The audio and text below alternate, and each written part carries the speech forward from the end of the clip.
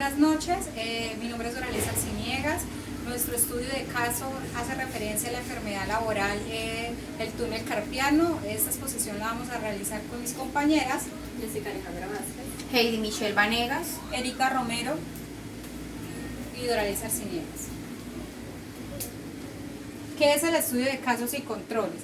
Para saber qué es el estudio de casos y controles, debemos saber de que el estudio de casos y controles es observacional, analítico, en el cual los sujetos se seleccionan en función de que tengan casos o que tengan control de una determinada enfermedad.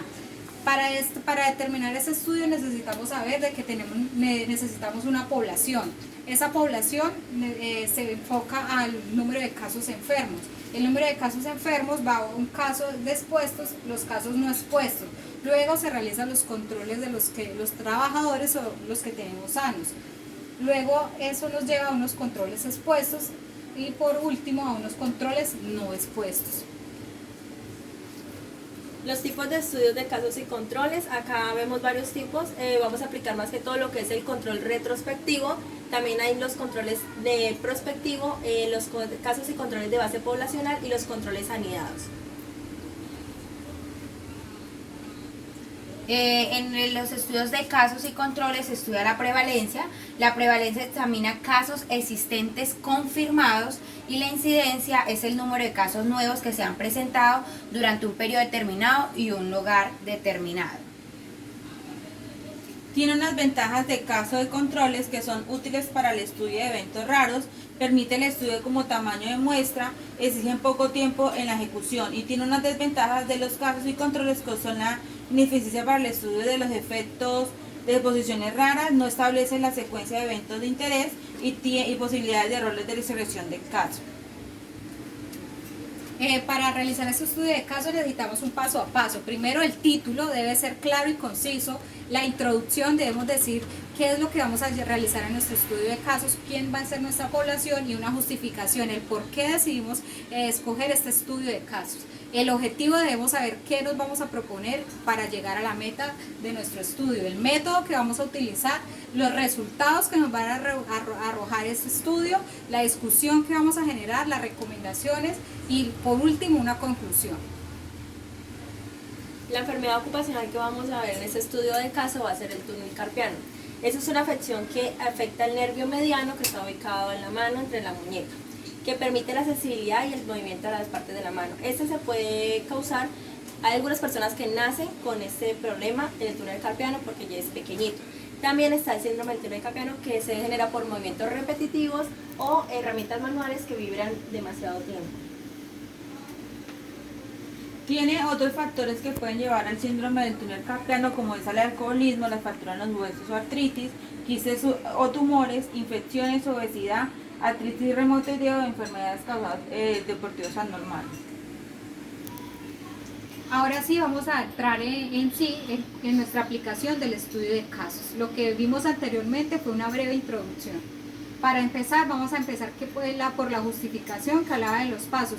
Decidimos escoger el estudio de casos y controles porque es el que se adapta para estudiar dicha enfermedad.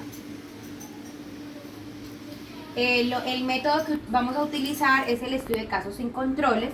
Tomamos una población de 100 trabajadores de la empresa MIPS SAS. La duración del estudio es de 3 meses, mayo, junio, agosto del presente año. Tiene una población de estudio de MIPS SAS, en total son 100 trabajadores, ahí está dividida en distintas áreas, como SIAO, línea de frente, autorizaciones HL, facturación, etc. Para aplicar este estudio de casos necesitamos saber quién va a ser nuestra población. Nuestra población van a ser los 100 trabajadores de MIPS que vamos a estudiar. Para esto nos lleva a una población de 80 trabajadores, que es lo que vamos a trabajar. Para esto necesitamos hacer un seguimiento. ¿A quiénes? A esos trabajadores sanos y a esos trabajadores enfermos. Luego de esto nos arrojan un número de expuestos que nos arroja después de realizar la fórmula, que son 20. Para un seguimiento de pacientes, de trabajadores sanos y trabajadores enfermos. Luego son unas pérdidas. Las pérdidas son los trabajadores que se estudiaron en el estudio, pero que ya fueron ausentes o que definitivamente renunciaron a la empresa.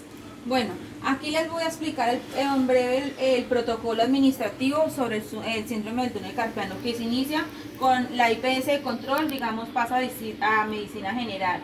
El médico general identifica el evento del síndrome carpiano, realiza una evaluación clínica, realiza el diagnóstico. El diagnóstico son estos que están aplicables, como la osteoartritis, dolor cervical, bueno, en fin, remite al médico especialista como cirujano de mano, neurocirujano y traumatólogo.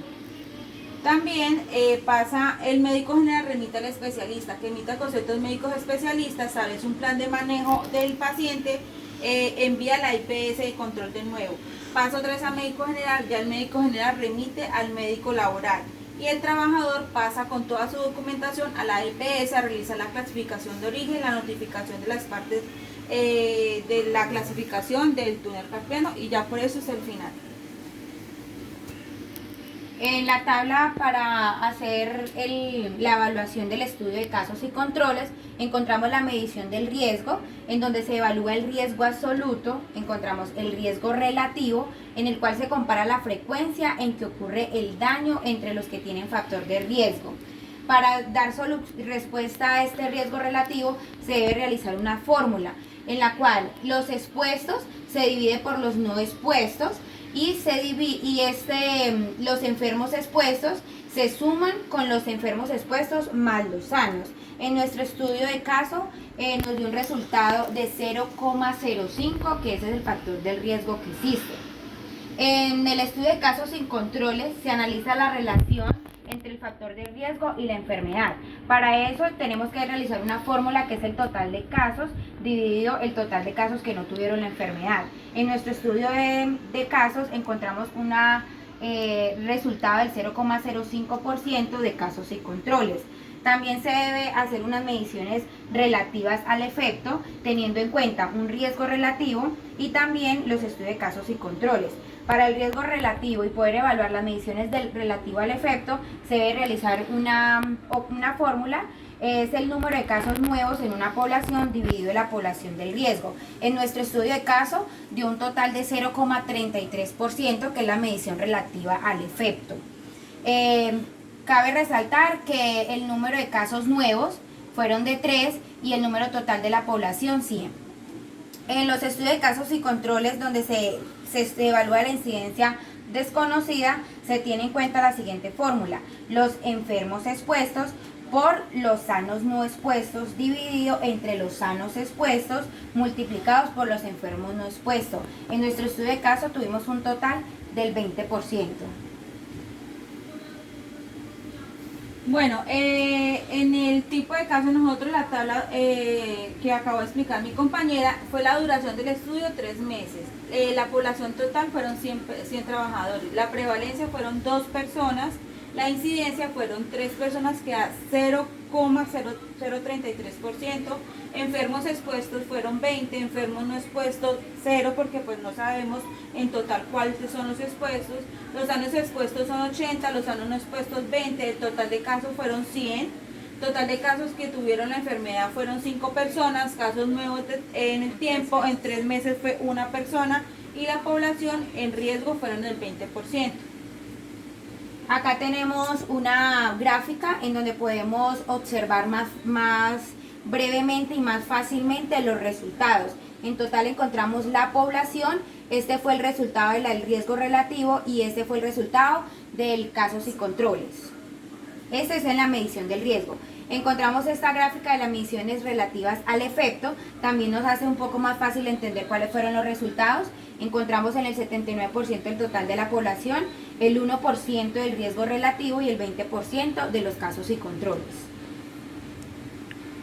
Los datos clínicos: para poder hacer este estudio debimos realizar unos datos clínicos, debemos de enfocarnos y ver qué estudios se habían hecho anteriormente en algunas empresas o en nuestro país o en el exterior. En varios estudios que se hicieron, el peso previamente en el 2003, el síndrome del túnel carpiano fue incluido en la lista de la Unión Europea de enfermedades profesionales, y desde hace mucho más tiempo existían indicios sobre la relación del síndrome del túnel carpiano.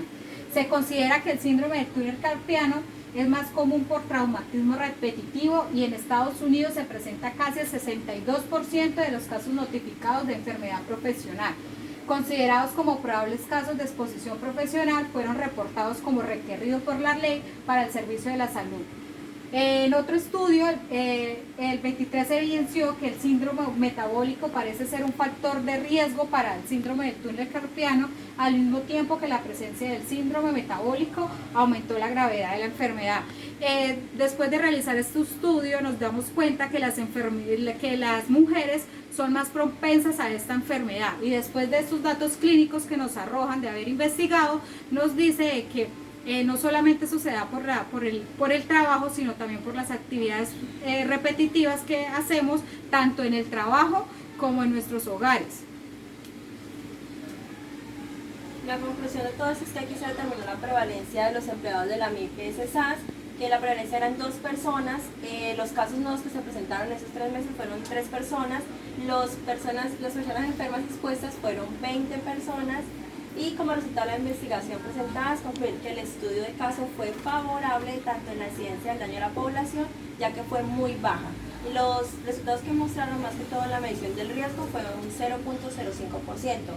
O sea que estos casos que existen son de casos sin controles, y las mediciones relativas al efecto fue de un 0.33%, que son casos abandonados, y los casos abandonados son del 20%. Desde el resultado de la investigación se recomienda realizar más estudios que puedan ser más profundos, ya que existen pocos análisis al respecto y sería un campo importante de investigación sobre la salud ocupacional. También implementan estrategias de promoción y prevención de manera más intensa en los trabajadores de MIPS. También se recomienda para dar un buen diagnóstico de la enfermedad, se debe hacer una historia clínica, como lo nombró anteriormente mi compañera, que sea más cautelosa, que se siga el procedimiento sobre las causas y los factores de riesgo. Actualmente se cuentan con unas tecnologías muy avanzadas que nos permiten precisar cuál es el diagnóstico y así poder enfocar un tratamiento efectivo. Eso no determina que debemos hacer un control con esos trabajadores, ¿cierto? Que no porque no nos arrojaron un porcentaje muy alto vamos a abandonarlos, sino al contrario, hay que hacerle unos controles y hacer medidas de prevención como rotación del personal, tener en cuenta cuáles son las áreas donde más se presenta esta enfermedad. ¿Para qué? Para mitigar el riesgo y de esta manera tener un estado físico y mental de los trabajadores y que se encuentren en buenas condiciones de salud. Muchísimas gracias. Muchas gracias.